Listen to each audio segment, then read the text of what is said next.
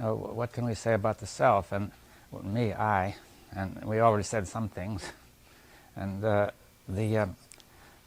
I wanted to suggest, what the self is the result of a representation. You see that we represent the world as made of objects, and one of them is me, right?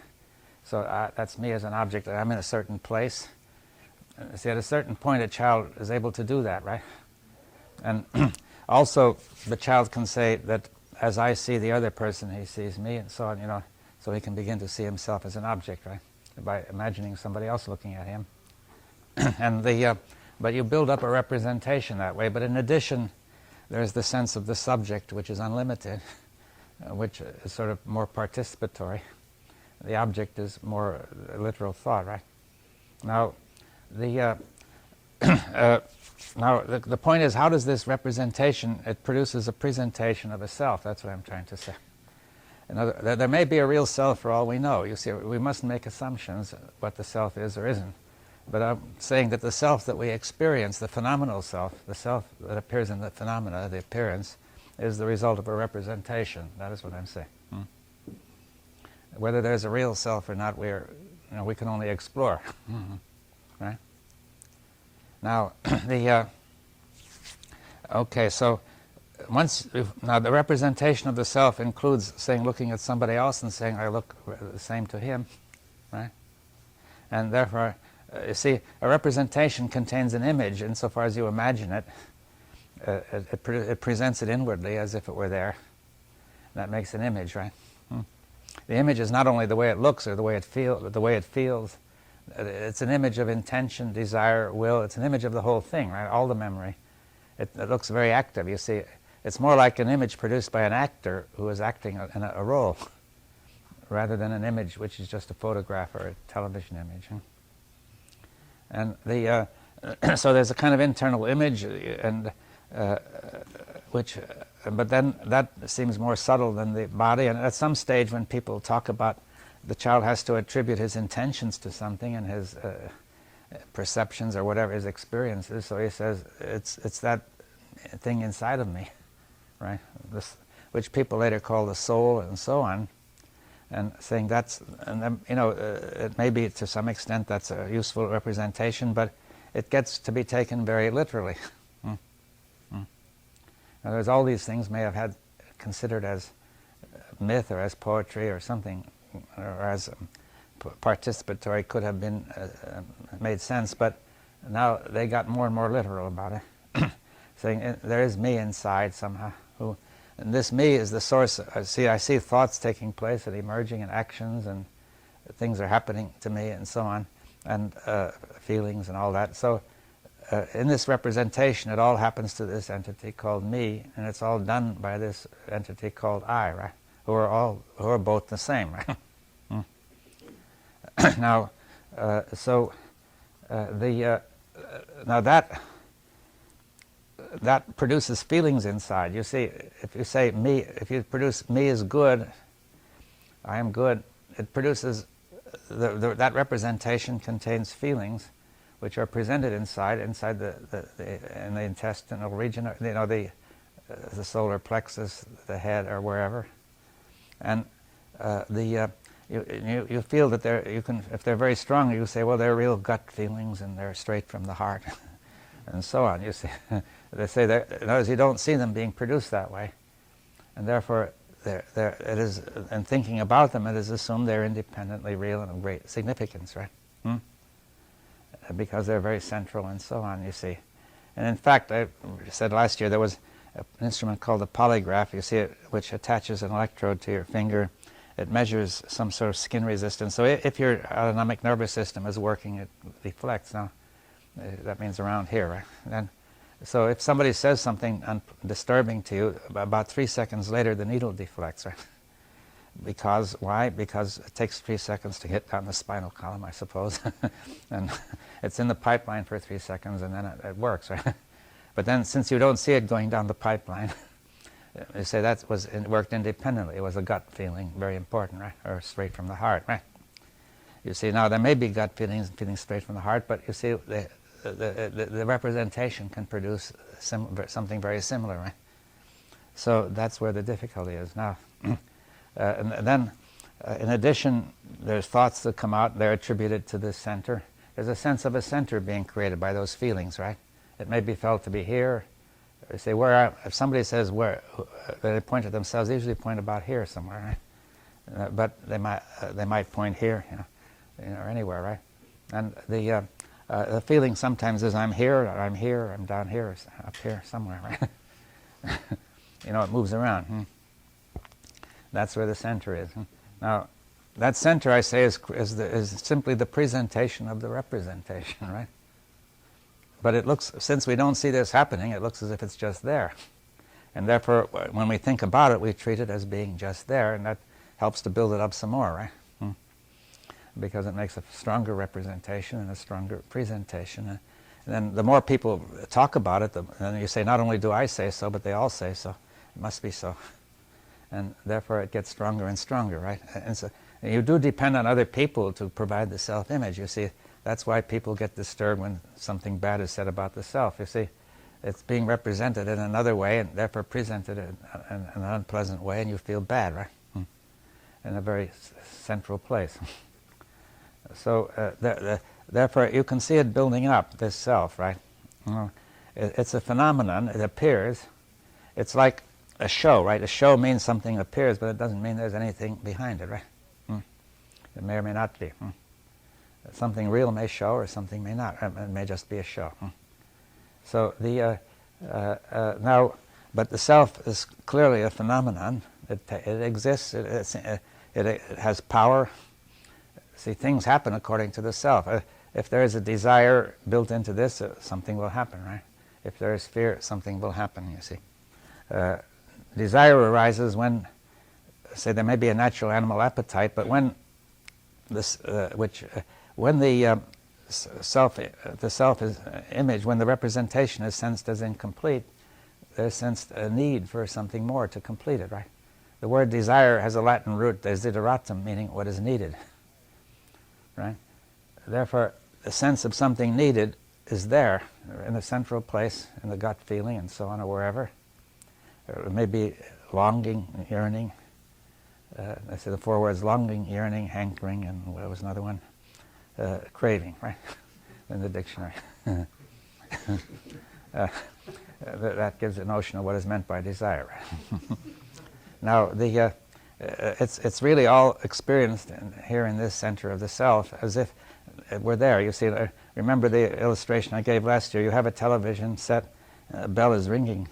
Now you don't know where it's coming from, but if you may attribute it to the image of the bell in the television set, so you experience it coming from there. You see, it's presented as if coming from there. It's the show. Then, if nobody gets up in the image to answer the phone, you may begin to wonder, it may be your own phone in the next room, right? You see, if they all go on ignoring that telephone. So but if somebody gets up to answer it in the image, then you don't worry, you see. So the point is, the way it's shown, the way it is presented, you see, a show is a presentation, and the way it is presented is according to the whole representation. And the self, therefore, gets built up that way, right? This phenomenal self, which has all sorts of activities which can flow from it, because according to this presentation or show, everything happens, right? According to the way consciousness produces the show, everything must happen. You see, the show of the immediate. So that show is constantly being produced. Now, affected by the past. Right? But it's really not the past, because the past is gone. Right? It's the past as active in the present, through memory. See, just as you may look at a video of what happened in the past, but you're not looking at the past. You're looking at the present, right? The present activity of the video set, based on the tape, which is present. So but it contains something which, in some sense, recreates the past, right? Now, the appearance of the past, or the show of the past, or the presentation. So, therefore, you have this self, right? Now, then everything is attributed to the self. Intention, will, desire, everything. But the self is very dubious. Beyond being a phenomenon, is it anything behind it? beyond the fact that there's a big stir going on around it. The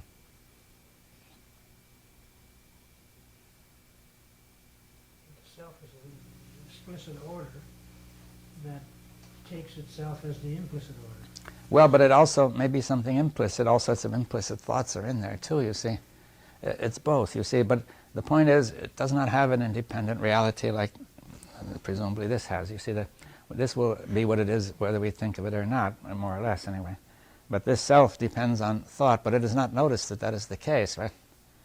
That the thought produces a representation, and we do not see that becoming the presentation, and that will require sensitivity, awareness, attentiveness, alertness, whatever word we have, right? All these words convey something of what is needed.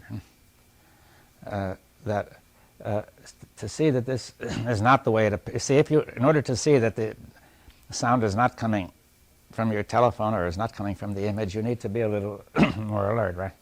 In other words, you're not just immersed in the program, but you begin to raising questions of type B, you see, about the program. The self is something, but it's not what it represents itself to be. Yes, but it's something very insubstantial and very not terribly significant, right? That it expresses itself through this body. We tend to substantiate it in that way. Yes, it obtains apparent substantiality because everything the body does is directed by this show. And it seems to be coming from the show, and it's represented as coming from the show and presented as coming from the show. Just like the television. In the television set, the sound is presented as coming from that bell, but there's no bell in there, there's nothing in there at all, there's just spots of light, right? It can't be coming from there. It's coming from the speaker, you see, or else it's coming from your own telephone in the next room, right? Really, we're not there. What? Really, we're not there. There's no such thing as self. Well, not the self, the phenomenal self. We don't know whether there's a self or not, but this phenomenal self is a show, that's what I'm saying. Whether there's anything behind it or not, well, that we have to inquire into. But, you see, so most of what we call the self is a show with nothing behind it, except thought, we see, except representations. But doesn't it start from childhood to identify myself as my body? So Yes. a physical body, a different physical body. Yeah, but that's thought which identifies, you see. It's thought which says I am the same as my body, you see. But you see, it's the same as to say the sound is coming from the telephone in the image, right? It looks very real, right? You see that you can feel now it's coming from inside, so with a little bit of thought you can just it's presented that the self is in there, right? You see, and that the self is identical with the body and also something more than the body and so on. We can have a feeling, if we notice, that I exist, I am, a real firm feeling of being, and then the I identifies with this and says, I am, I exist, and I think that's what gives the I this strong feeling of identification, even though the experience of being doesn't have an I attached to it necessarily. Or it may be that all this goes on without that, but see, the words I am, I think, therefore I am, will be a representation saying my essential being is thinking, right? And I'll experience it that way. Or I could say I feel, therefore I am, or I do, therefore I act, therefore I am. Or I possess something, therefore I am, some people think, because of what I possess. If I didn't possess anything, I'd be nothing, right? And many people feel they've lost their identity when they've lost their possessions, right? It's all thought, clearly, because if there were anything real, it would never go, right? Identity is supposed to be the same forever. That's the whole context. The whole meaning of the word identity, always the same. Yeah, people who identify themselves with the money, they get such a strong shock watching the stock exchange results. What happened to the shares the next day? Because it's the very self, you see, that's attacked, right? Last year you mentioned something about the necessity for the organism to organize its sensations around a particular place, which helped me understand that could be like the kernel, the natural kernel for this self to start organizing. There's this feeling of... it's all organized around some sort of center, and there's a body image, for example, which is built in. And see, for example, if somebody loses an arm, he still feels he's got it for quite a while because it's built into the way the nerves work, right? And therefore we organize all sorts kind of image of a center around which we organize our activities. That, however, begins to be taken literally and builds up, you see. It gives some kind of feeling of identity Yeah. beyond. So once it's taken literally, it becomes an image that is worshipped, right? I've seen some women who've had breast surgery, and it isn't the surgery, they do fine and it's healed, but it's psychologically that the fact of losing a breast has had a terrific shock on the rest of their life. They're not able to sort of, that becomes themselves. It's the same thing no matter what you lose. You see that if it's part of you, an essential part of you, then it will be a great shock to lose it. Now, so somebody who, to one person it may identify with something else, and it would not be a shock. You see, so the point is that this self then is a phenomenon, but it takes on central importance and it rules everything, right? It takes on the supreme value. It's the first priority, right? Because of its place and its importance that is attributed to it. Because in the representation, right? And now also you identify with your country, and even the body goes, you see, even the body can be sacrificed, right? See, so you could identify in all sorts of ways. It all goes according to how you think, right? Now, and that's the point of all these people teaching these children all these songs and ceremonies and so on.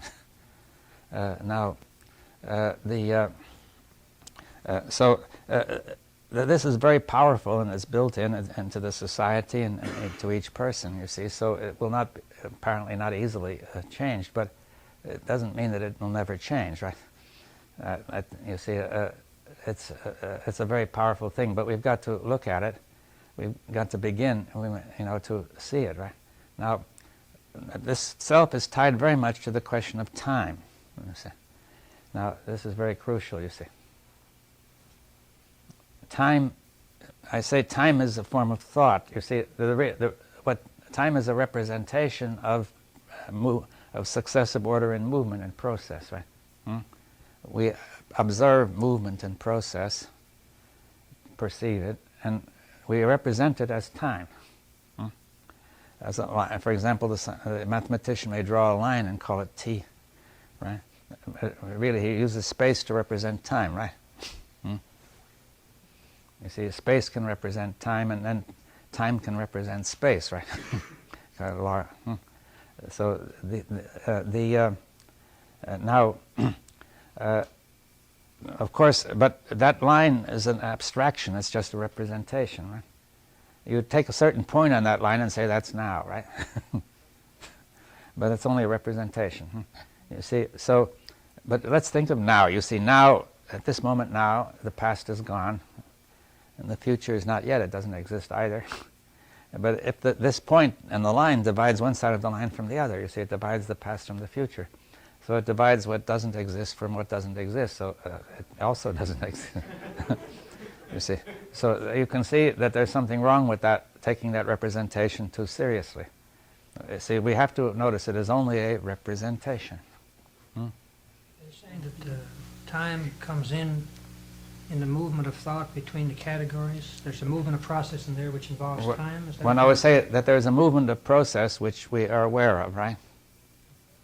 And we then, in order to think about it, we have produced the concept of time, right? Just as the concept of water brought together for Helen Keller all sorts of examples of water. So the concept of time brings order to this whole process, enables us to think about it and to make plans and so on in an orderly way, right? Now, but we have to be careful because this, once again, this has been taken too literally, and we have come to the conclusion that everything exists in time. You say, at this point in time, we, saying as if time were all there, and we're at a certain point in it, on that line, you see. But it wouldn't make sense to think time is such a line. Are you saying that time is an abstraction from movement? Yes. Does that imply that time itself doesn't exist? Well, does the map exist? A map exists, but what it is a map, right? What time is a thought. We can only live in the instant now. We can't live in the past second or the next 5 seconds until it gets there. But Yeah. in our thinking, we're doing that forward and back. Well, we suppose we're doing it. You see that. You see that we can't. The point is now that the past is gone, the future is not yet. Now is the immediate, right? And thought mediates because thought comes in between, and then thought once as it makes a representation, and it becomes part of the next immediate. You see, is that clear? That, but thought also is present now, right? It is not the past really. It's just a poetic way of talking to say the past is affecting us. Only the present can affect us. We mustn't take it too literally. You see, this poetic kind of thought or metaphorical or it may be taken too literally. Now, it's a representation, right? And time is a representation. But now notice the danger in that. You see, that representation produced tremendous results. In early times, in primitive times, time was hardly noticed, you see. People had a vague notion of tomorrow, and the past was mostly mythological, right? They didn't have any history. They weren't capable of writing it down even. They had some sort of stories that were carried along. But they were mostly mythology, you see. And then now the future and the past were almost interchangeable, you see, because they were thought of as cyclical. And in fact, in the Hebrew language, or probably others, the future and the past are almost the same tense. Some minor modification of one makes the other. So the point then is, now we began to use time more, and we ordered our actions by time, saying we've got to do things at a certain time, we meet at a certain time. By doing that, we can cooperate more effectively, right? You see, if we have to run a big enterprise and everybody goes according to his own time when time is ripe for him, it won't work, right? Everybody's got to get together and make a common time, right? And therefore we abstract that notion and make a representation of it, and our clocks measure it and so on. And we begin to take it more and more seriously, literally, and we begin to feel time exists. You see, time is money. Time is of the essence. Was it William Blake who said something about... Chronological time. Yeah, that's chronological time. Was it William Blake who said, there's a line that goes, it's famous, it's the best laid plans of mice and man. But the next two lines, which people don't usually know, he said, but little mouse, you're more lucky than me because all you see is the present, whereas I have the past and future. Is that... That was Robert Burns. Robert Burns. Yeah. Yes. The point is that we project the future from the knowledge of the past, but we don't know the future at all. We can predict the weather roughly or do various things like that, but we don't know much about the future, and it comes for reasons that are perhaps ultimately from the unlimited, right? But to a certain extent we can predict it. Now, but it's always open to contingency, and it never happens exactly the way we hope. And the point then is that time, now notice the key point, you see. The key point is this, that time is a representation, an abstract representation, but it becomes a presentation. And therefore, we can feel the reality of time.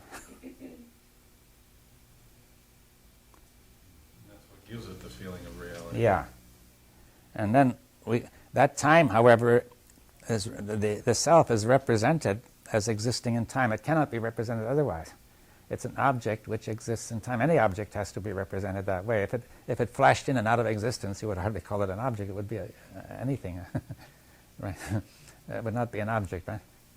And therefore, you see, you have to have a history and a future. You see, the child must try to go back and find think of his identity. The identity consists of being the same person over time, right? If you're not, suppose you were one person today and another person tomorrow, your body might be the same, but you wouldn't be satisfied, you see. You've got to be the same person all the way through, right? No, but I mean, that's the concept of identity, right? Change. But I meant the concept of identity, which is common, is that's what it means, right? You've got to be the same person all the way through, and therefore, but if you die, what does that mean? So you can project it forward, or you can project it back before birth, and so on. You see, if you can't do that, you can't maintain identity. because it's not a true identity if it comes into being and goes out, you see. So therefore, the self and time are really inseparable concepts. The self is object, the self is identical.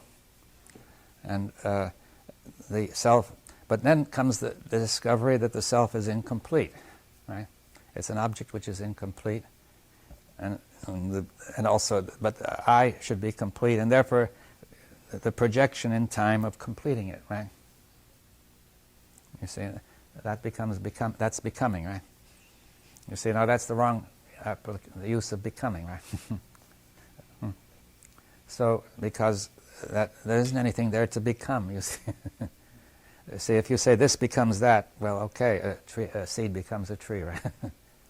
But that's a correct representation. But the self-becoming cannot be a correct representation. Any more than you would say that the image in the television set becomes anything. You see, it looks as if it's becoming. It has a phenomenon of becoming, a show of becoming. But actually, that's just a series of images, slightly different, right? So you see, suppose you say, I see a picture of a seed becoming a plant, you see, shown in television. So it looks as if one is just constantly an identity, but there is no identity there, right?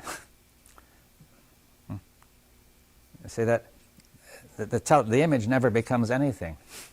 It's just being produced all the time from the source, right? Now, that may have a show of becoming. The phenomenon is becoming, right? You see, so now the suggestion is the self is of that nature. You see that insofar as there is a true self, that would be its nature. Now that there is succession in time, but or if we want to put it that way, you see succession in process. But it's the identity is just similarity with difference, right? Just as in the case of the television images that succeed each other. If they were too different, you wouldn't think there was any identity at all. But if they're too similar, it's just static. You know, it doesn't mean anything. So there has to be a movement with constant preservation of identity, right? And this, however, is only a phenomenon or a show, right?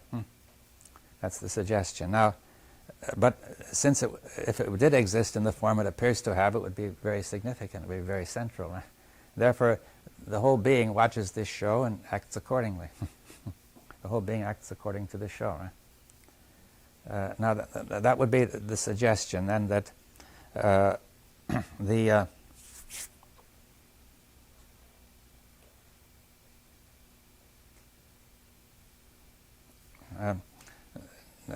the self is of that nature. Now, we mustn't accept this or reject it. It's a suggestion to be explored. Right?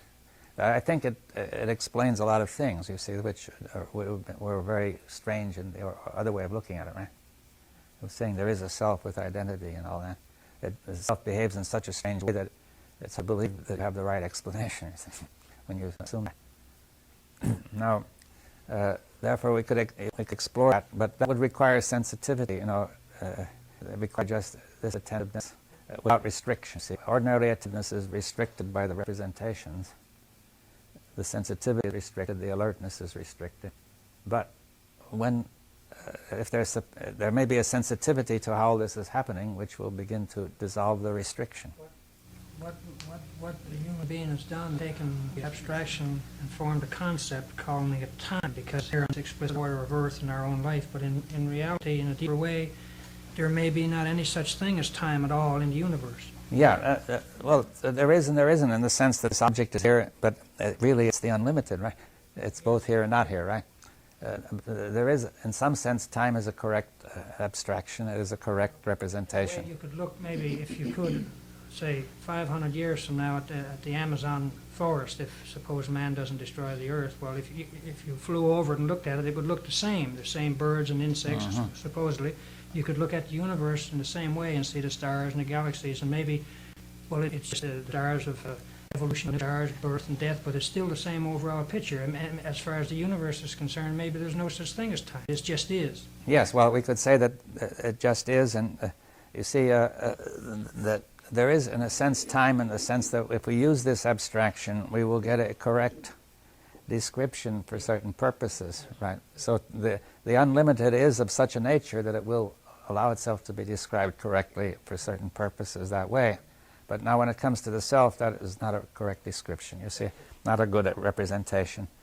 And that's the suggestion. Now, therefore, the self may perhaps have to act timelessly, moment to moment, you see, or say the being, right?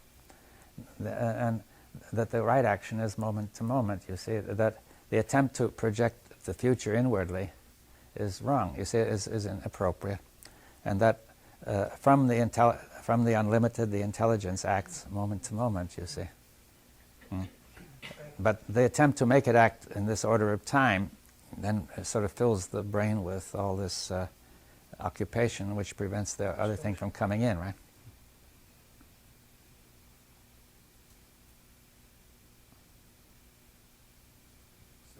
So you're then suggesting that there is a creation that is discontinuous. Well, it's neither even discontinuous is too definite a term. You see, if we say moment to moment, that in some sense you could say that the differences of moments are due to the past. You see, the basic structure of each moment is similar to anyone, right? But the differences are more on the surface, right? And now, the basic nature of each moment is similar. You see, each moment is the present now, right? There are differences of content within that present, within perception and thought, right? But the whole basic process is always similar. Now, insofar as you abstract away from detailed content, it gets more and more similar, right? So if you could say, get free of all the content, then time would go, right? I mean, perhaps the mind would be operating in another order, right? Does that mean that movement would go? No, I don't know. I mean, maybe there could be kind of movement, but not movement as represented by time. Are there two kinds of movement? There may be, you see. That there may be a more subtle movement. Creativity? Yeah. More complete, more continuous. Yeah. How can it be called movement? Well, we have to call it something, you see. The point is that time is an abstraction from movement, we say. Movement is succession of some kind, but there's a particular kind of order which we call time, you see. Now, there may be a very much more subtle order which we cannot describe. Our language is not up to it, right? And movement as we know it and time are synonymous? They could be, but we don't have to make them that way. You see, words are to a certain extent, their meaning can be determined by in a new way, right? So you asking about physical movement, or what kind of, can we define this movement you're asking about? Movement. It's just used a word. That's, you have to use some word. Yeah, you see, there is movement from here to there. You see, that's just simply mechanical movement, right? Now, but we also use movement in a more subtle sense, you see, like the movement of a symphony, right? Now, that's not moving from here to there. You could think of an orchestra on a train. It would have the movement of the symphony mechanically. But you don't mean that. No, but yeah, the difference between taking time and time being of the essence. You see, in the ordinary level, time is not only taken as a succession, but time is of the essence of what it is. You see, people even say time is of the essence, right? You see, time is the true being, it means. Now, here we're saying, in the case of the television image, you see an object moving across the screen, right? I mean, no object is moving across the screen. It's being created all the time. The appearance is being created all the time by electrons striking the screen. Is it a sort of an unmovable move, like it's not static? Well, it's hard, you know. It's movement, but it's unmovable. Yeah. It's not moving mechanically, you see. Right. You see that if there's a movement of meaning, for example, you see it, which moving from here to there. A movement from here to there is mechanical, right? Now, but in the case of communication, a movement of meaning, and in music, there's a movement of meaning, right? But we call it a movement, right? Now, that's using the word more poetically, right? Or less literally. Can we call the movement of energy? Well, we may say energy and movement, yes. Music. Yeah. Yeah, it's a matter of using the language more freely, you see, not less literally.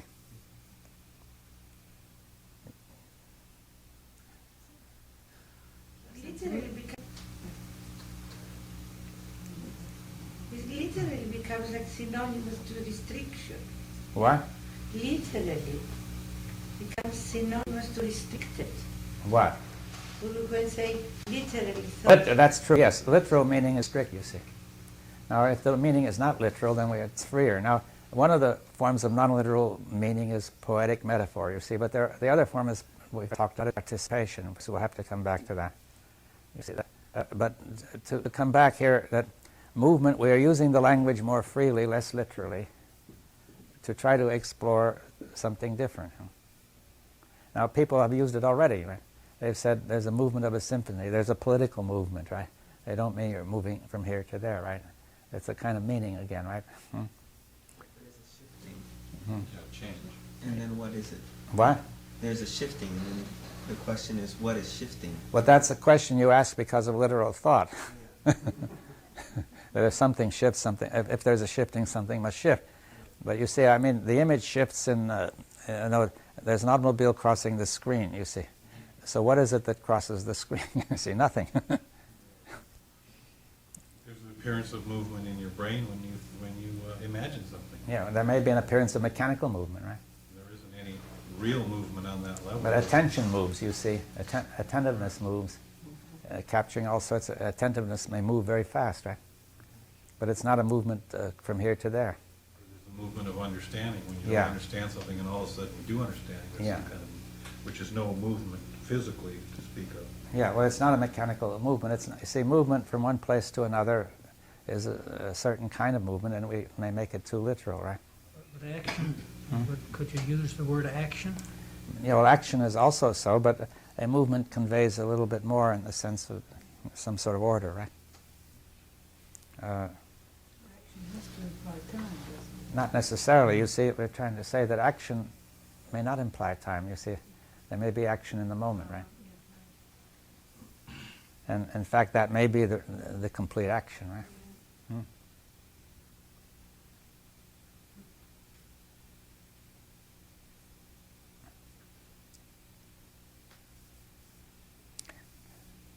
You see, now, I think that before we should return to this question of participatory thinking. You see, that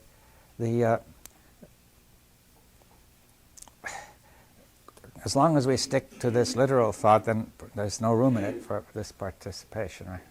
We think only of external mechanical relationships. We think movement is mechanical, and we think the self is there, and so on, right? Everything comes from the self. Now, in the participation, we have the unlimited as the ground of everything, and the thought is a representation, a presentation. It is not taken to be the true being, right? Now, the true being is the unlimited. Now, but the thought may establish distinctions and so on, but between those distinctions there is participation, right? Between people, or between anything and anything, between thought and feeling. I will say ultimately it's the nature of all the world that it's all mutual participation. Everything is everything, you see. And the point now is that the change of representation is what makes possible this participation. You see, the people who lived according to the participatory thought may have experienced a world that is different from the one we experience. Like they take the Aborigines' dream time, they must be experiencing a world in a different way, right? And so they're sensitive to different things and so on, which we don't see. Now, we're not attentive to it. And the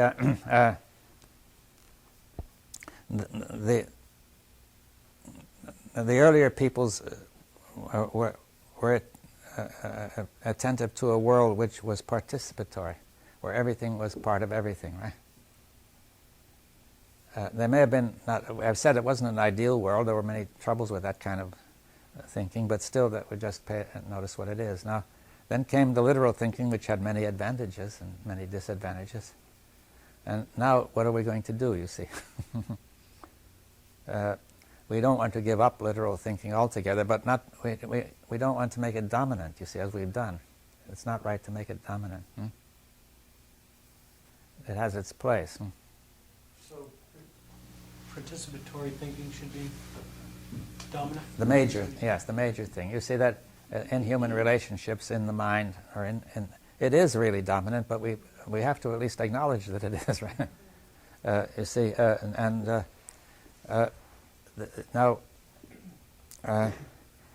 so one of the points of all we've been saying is that it helps to, getting rid of this literal thinking helps to open up and loosen the whole thing so that participatory action becomes possible. Otherwise it's impossible. Literal thinking is what has created all this violence and war. Yeah. And participatory thinking is what makes us be able to relate to each other.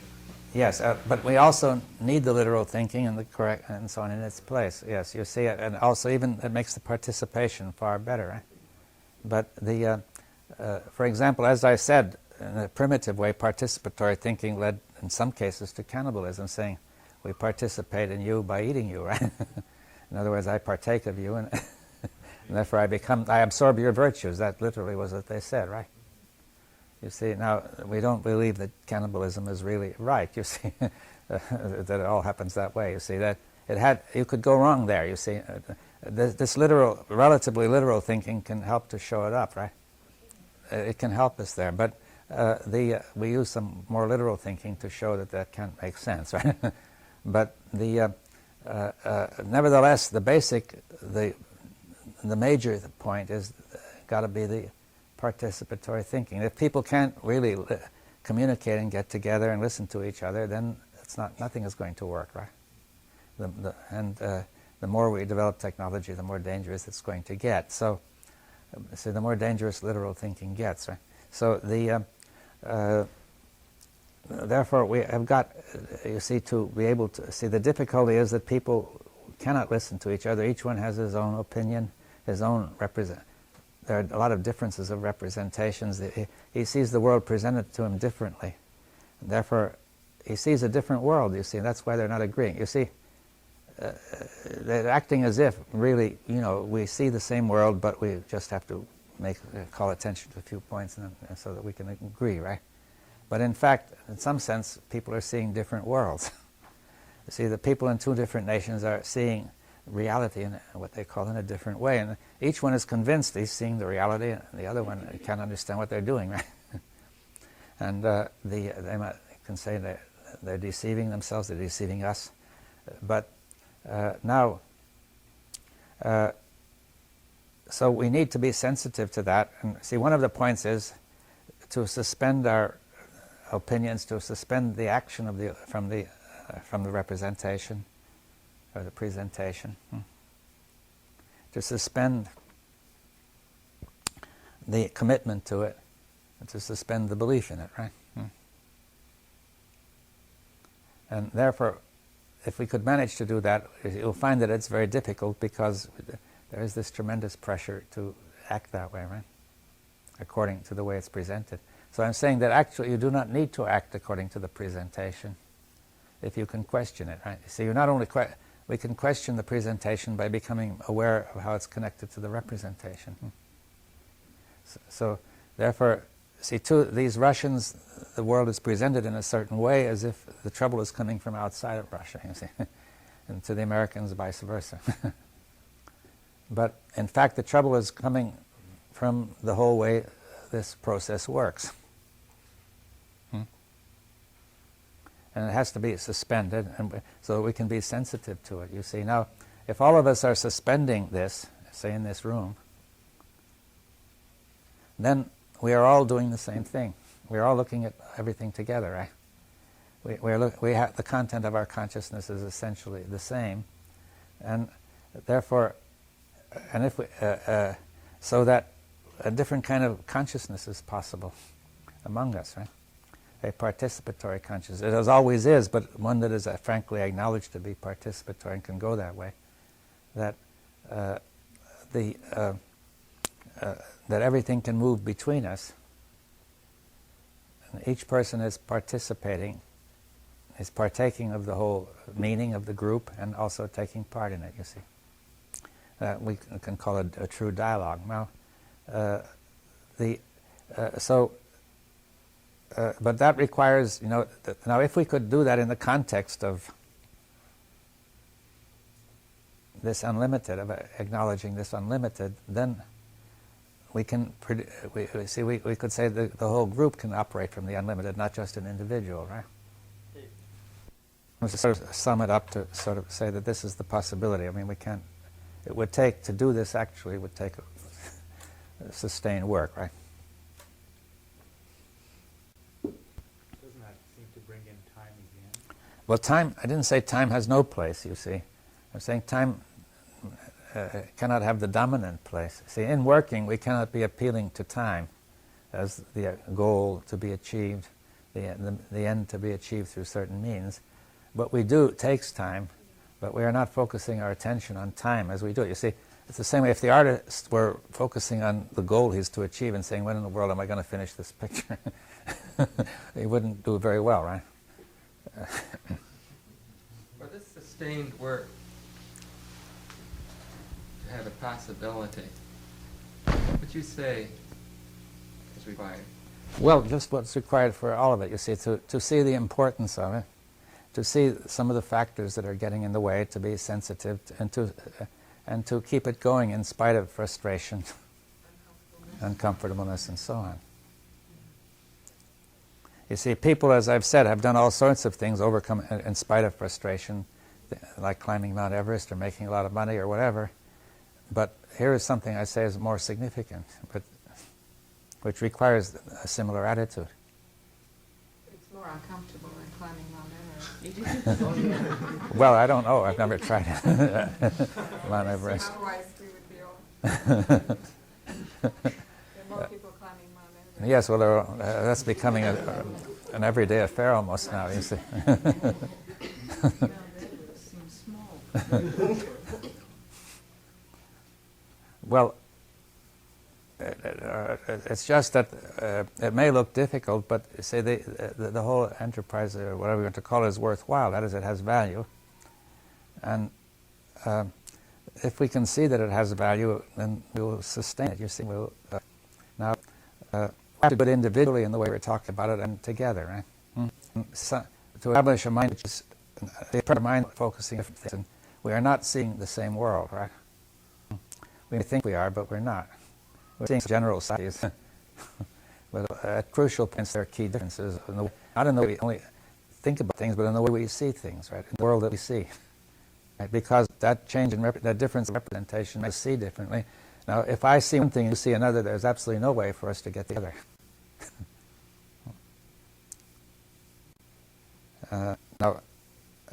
It's only the only way people could work together is we both see the same thing at the same time.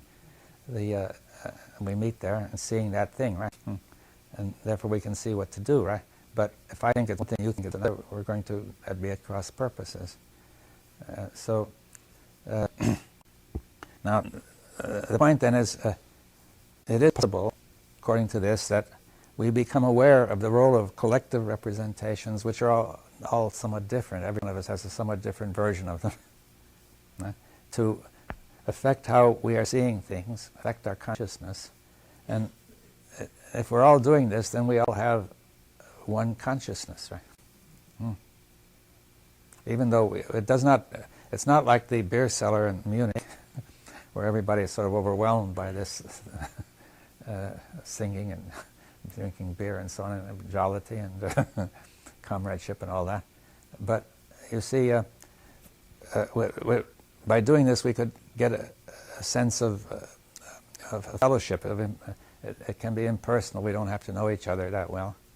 The word fellowship also means participation, you see. That's exactly its meaning. And it becomes friendship, you see. So the point is there's a change in the whole relationship, in the emotional tone, and also it opens up our intelligence, because the blocks to intelligence are going when we see these things, right?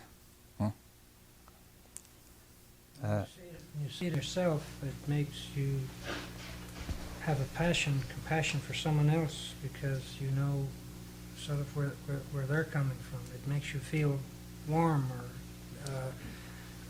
understanding or patient or affectionate to that person. You don't.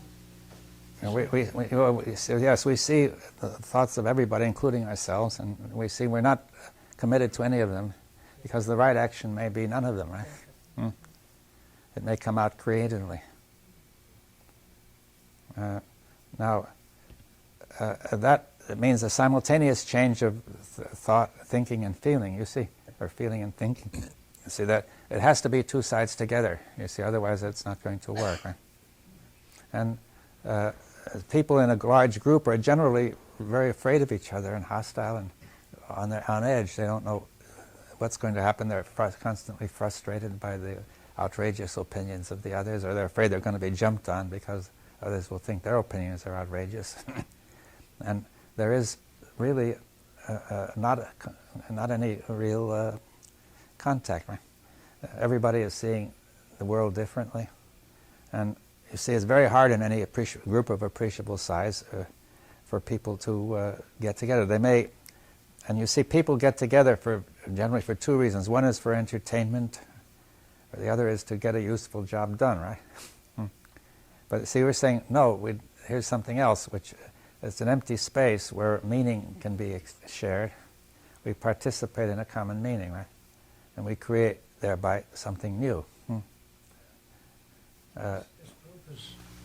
This group has done that. I've never been in a meeting or seminar with 50 people. Over 3 days, there hasn't been one disagreement or one conflict between. I think that's very good. But there would be. I think if we kept it up week after week, we would find some frustration. You see, and that would be good, because if we would stay, two attitudes to frustration. One is that there's no point to all this. I'll just leave. The other is we'll stay with it and work through it, right? And if we did that, then we would find a communion at a deeper level. Not this year, maybe, but next or the year after. What? Not this year, maybe, but next or the year after. Oh, there's the prayer in the Hebrew ceremony next year in Jerusalem.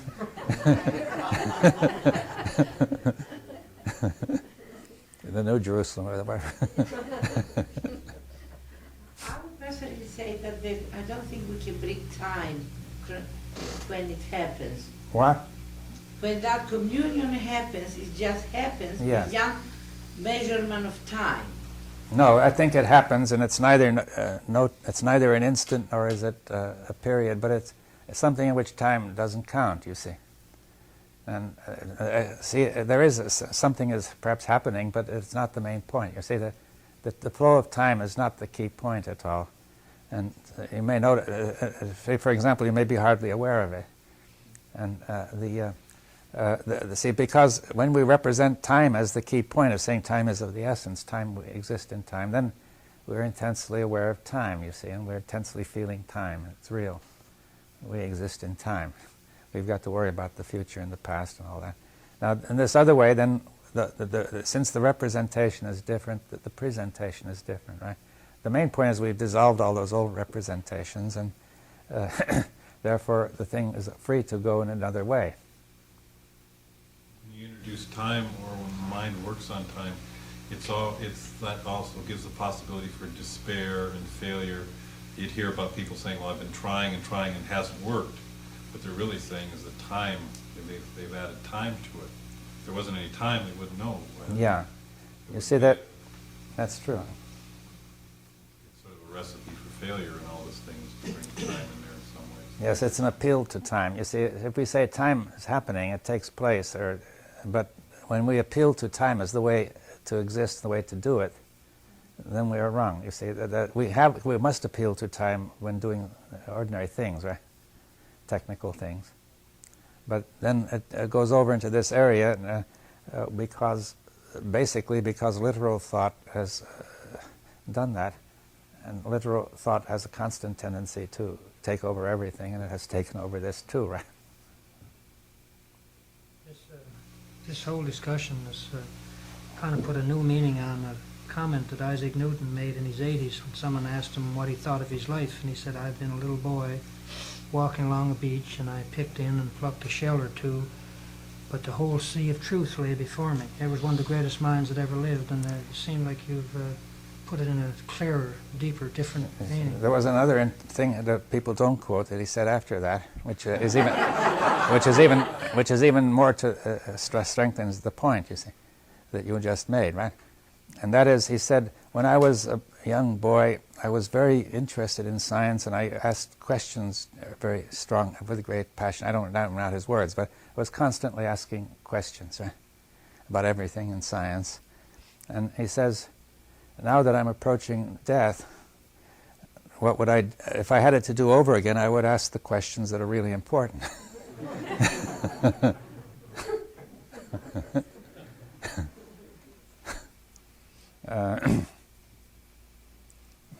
So, Very well said. So,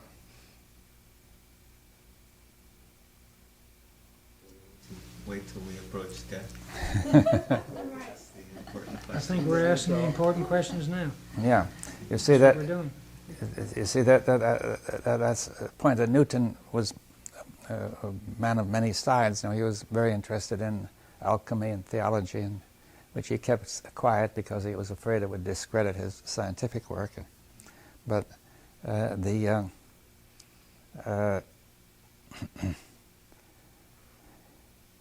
he was a great mind, it still didn't mean that he had these insights. well, yeah. Can I ask you please to speak a little bit louder, young gentleman? A little bit louder, I couldn't hear you.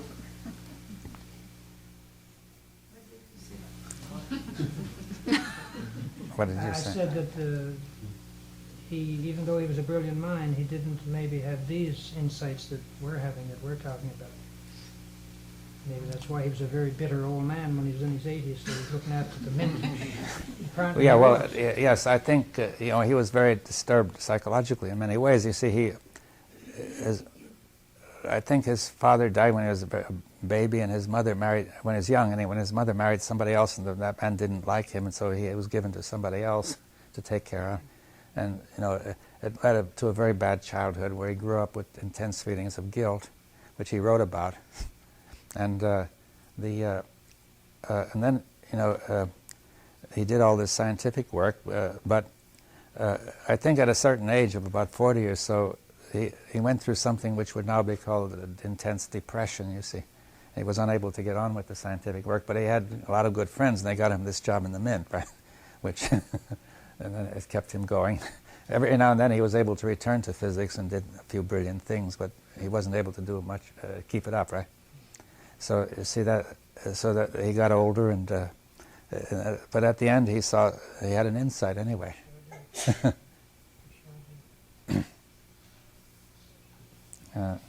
But it shows that these things are often more complex than they look on the surface. You see that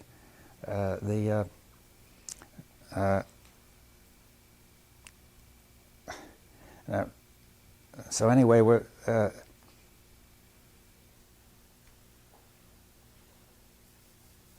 I think then that there is possibility there for a transformation of the nature of consciousness, both individually and collectively. It's very important that it happen together, because if some individual changes, it will have very little general effect, you see.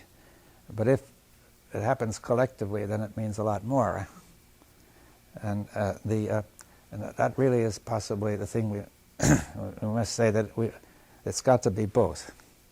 And therefore, this whole question of communication and the ability to dialogue, the ability to participate in communication, you see, which is crucial. We may have a momentum of that participating thought, and that can affect then the collective literary rigidity. And maybe that can happen at a moment that we can't even measure it chronologically. Yes, well, I think that if when we're able to sustain a dialogue, you know, of this sort, then you would find that there was a change in the people who were taking part, and that they themselves would then behave differently, and even outside this dialogue. And eventually they would spread it because they might start dialogue groups themselves and so on, you see. That the point is not to establish a fixed dialogue group forever, but long enough to do something, to make a change. But see, if you keep on holding it too long, then maybe it becomes another, gets caught in literal habits again. Now, but it may take a couple of years, you see.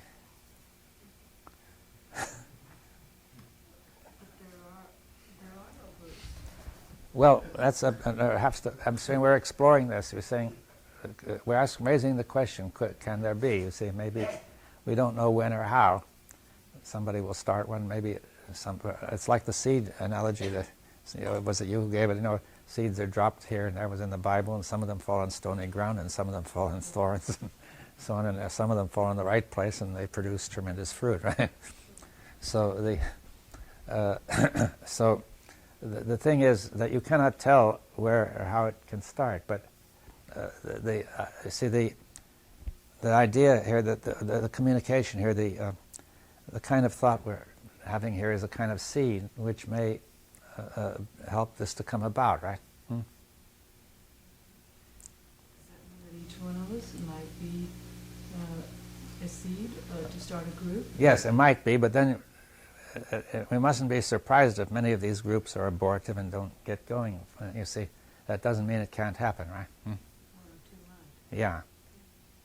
You think this catastrophe that we're headed towards might just really be a catalyst to bring about the energy for this mutation? Well, who knows? I mean, we hope it will serve as a catalyst. You see, if it doesn't, then I don't know what's going to happen. It has the intention of being a catalyst.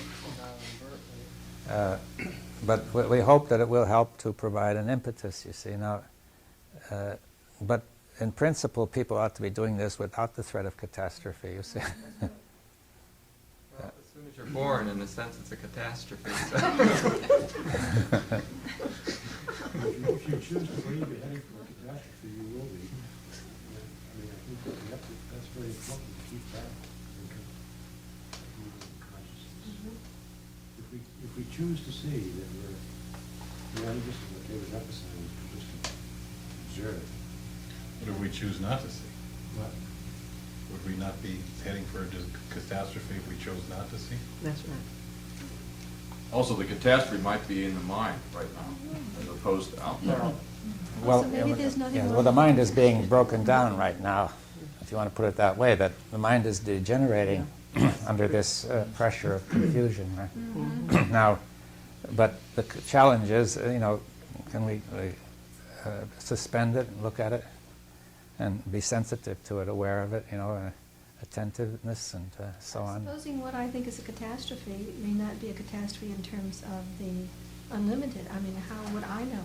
Well, the unlimited is not concerned, I mean, in that sense, but I'm saying it's we who are concerned. You see that we haven't, the unlimited thus far is, I say, it's an assumption, or I say it's something that thought has put in there to bring about coherence. If we get quiet enough, perhaps the unlimited will actually work with us. Perhaps it already has, you see, we haven't seen it clearly, huh?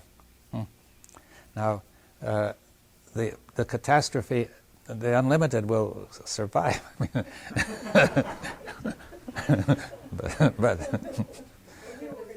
what? The unlimited survives. What happens to the human species? Yeah, that's the question. You see, it may be anything could happen. You see, the species may go, there could be another one. You see, there was an interesting program I saw many years ago about reptiles, showing that they had a long time ago, there was a kind of reptile, they find skeletons, which would be about the size of a human being, which could stand up on its hind legs, and which had 3 opposable claws. And it had a rather large skull. So then they sort of made the fantasy, suppose that the reptiles had not been extinguished, then slowly this reptile changed by evolution. And pretty soon it looked almost like a human being, you see. So the point is that the dolphins also have large brains, and orca whales, even much larger than ours, and a very similar structure.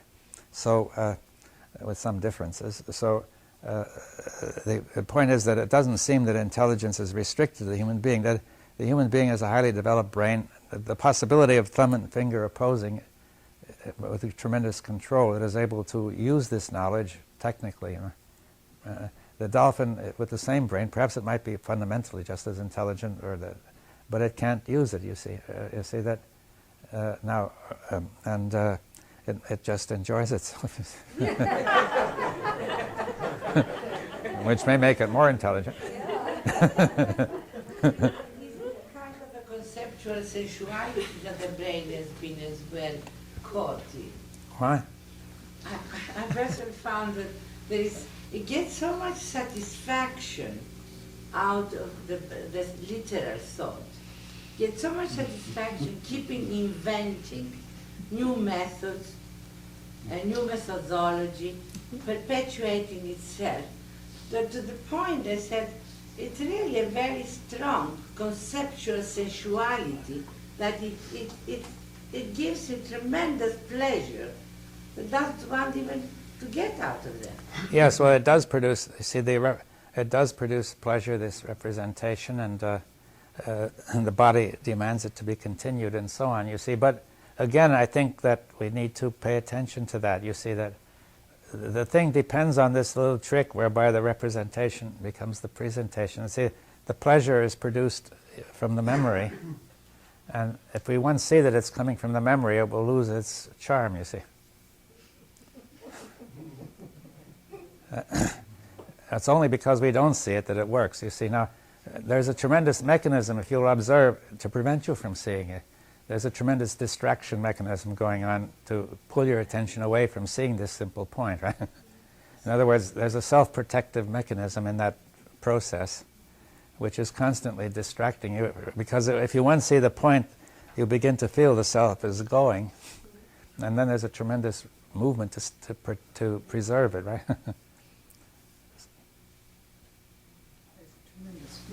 Yeah. So what is this mechanism? Well, I don't know. I think it would be late to go into it, but you can see that, look, if you begin to see suppose you say you get a lot of pleasure out of thinking about yourself in a certain role, right? This may come partly, you're representing yourself as very good and so on, and this stirs up the thoughts and the feelings, I would call them felts, the past feelings, so that the pleasure centers are stirred up from the memory, right? Now, but you don't see that happening, so it seems to be, fresh. Huh? Now, suppose you could see it happening, the pleasure would vanish, right? Now, the whole body would react to that, resist, say, let's have that pleasure back. Hmm? Now, the only way to have it back would be to take your attention off this point, to zap it, to do something, to think something which would either say this is not so, or else to think something else to cover it up or whatever, right? See, so therefore there's a mechanism to prevent you from seeing the key point, which requires sensitive awareness and whatnot, right, and all that, right? So that's the sort of thing you have to do individually. At least you begin that individually, right?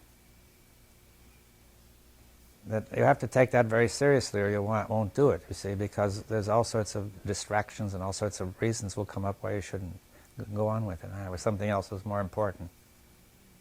So is the question, why is this mechanism there? Well, this is what's keeping it going. The mechanism is there, we went into that before, you see, because it's necessary to be able to, for the thought to actually be sensed as in the thing.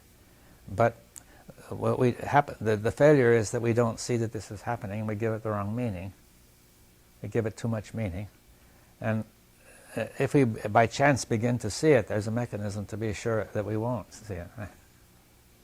But wonder if you start seeing it and this tremendous fear starts rising. Now, how do you have Well, you see, but the fear is also part of the representation. You see, what are you afraid of? You see, it's being represented to you that something very dangerous may happen, namely the self might go, right?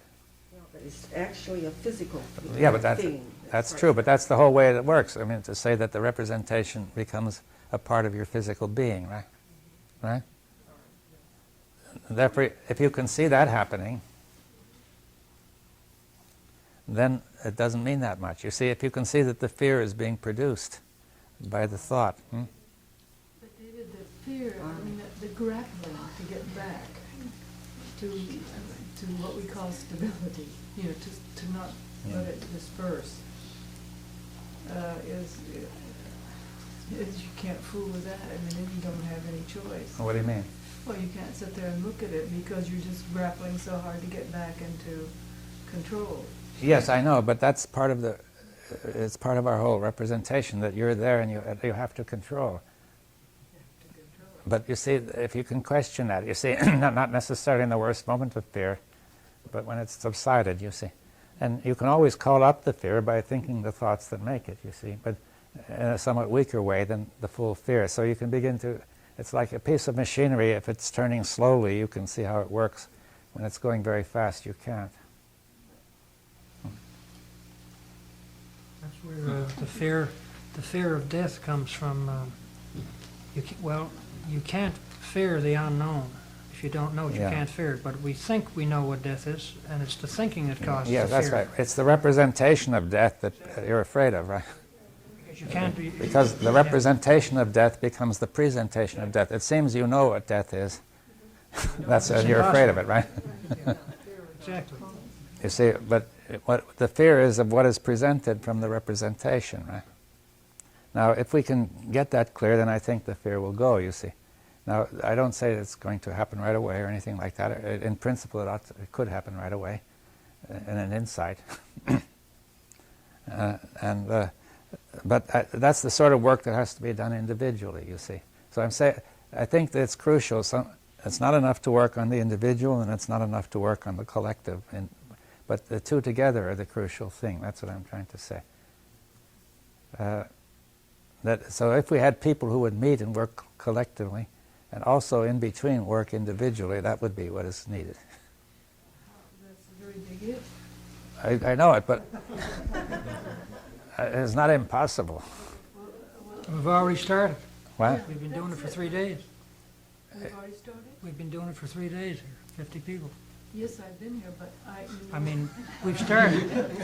We've started already. Started, but we go home now, and I don't know how many of you are going to continue a group. But that's the same story about the seeds, you see, that may fall here or there. You see that. You see, we can't focus too much on that, or we'll just stop, right? Right, I understand, but We've started. Actually, there are quite a few people doing this. Oh, really? In fact, yeah. Also, in last year's tape, I wasn't here, but I listened to the tapes. David goes into that, what you were talking about, the feeling, you know, in terms of if you wait a moment, then you can recreate the feeling, not to the same degree, but then you can look at it. And it's explained very well. All right, 3 people at least that I know of in this room right now have perhaps experienced this kind of fear that I'm talking about. And there's no grappling with it. No. To my notion, as far... Fear is the function to keep you from moving. You see, could I make a suggestion? Yes. That it's a matter that the trap comes in the way we talk about it. You see, the thing, and the attempt to deal with it is where we make the trap. You see, that if I say there is no way to do it, then that is never. It's the absolute. You see, it's always never. That is what makes literal thought, right? So I'm saying, let's watch that. You see that. See, the point is that that very thought is what makes it gives the. It's a representation which presents it as impossible. Excuse me, I was not trying to block it with a notion that it couldn't be done. I'm just trying to get through that impasse that seems impassable. You know, It almost feels like you're dying. Yeah. Like Or Also- going insane, or Yeah, I'm not saying don't.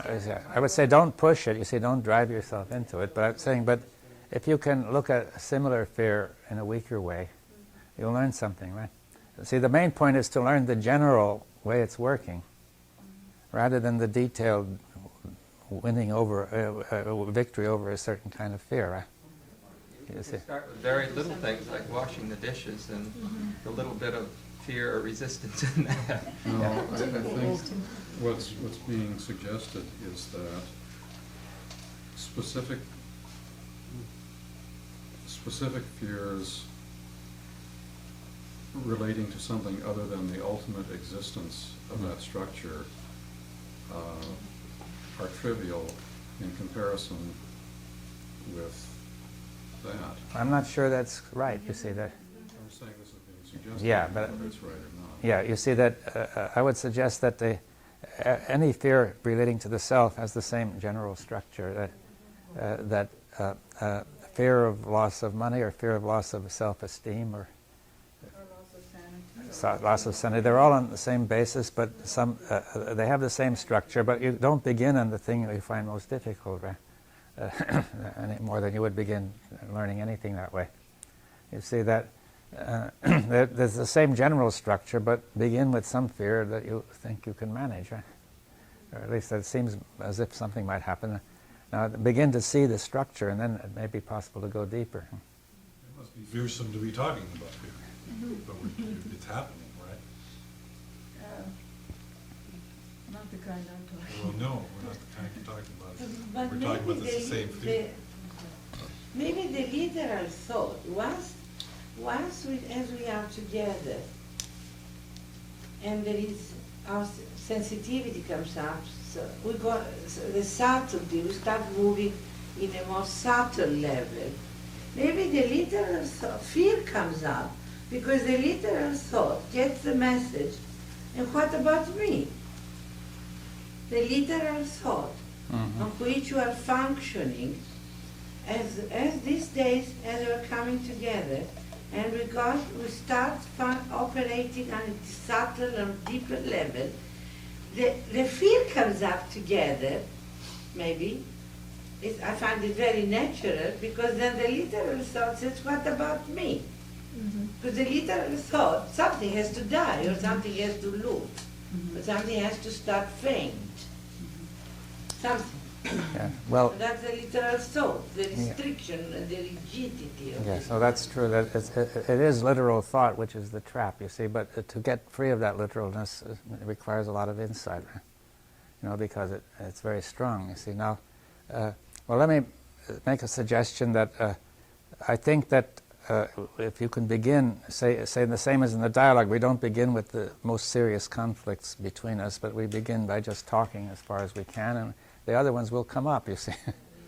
And the same thing in the individual work. Now, so I think as the hour is getting late, we should come to a conclusion, to an end, right? And the first thing is, I say that I don't think there are words yet invented to express the deepest gratitude, what you are offering us here. And could we meet more often? Well, thank you. It's within possibilities. Just say that I think fear is only possible and only comes up in duality. I'm always afraid of something. And if the observer is observed, then there's no fear. Yes, so then the question is, to come to that. But I think since we shouldn't really reopen the thing at this stage, since I think people will have to be going somewhere. All right, so anyway, we'll call the thing to a conclusion and say I appreciate all